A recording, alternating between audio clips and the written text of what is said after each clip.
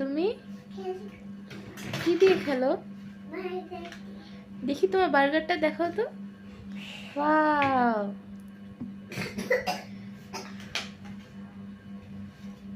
এখন তুমি বার্গার বানাবে? কি কি আছে এখানে? ব্রেড, ব্রেড, তারপর এটা কি? চিজ, চিজ, চিকেন, চিকেন আর লেটুস পাতাও তো আছে দেখা যাচ্ছে। লেটুস পাতা, টমেটো, ব্রেড। এখন বানাও তো তুমি। আর এটা কি জানি? এটা এটাই তো মনে হয় চিজ না সস। না, এটাই চিজ।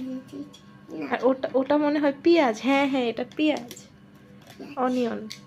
এটা বানাও।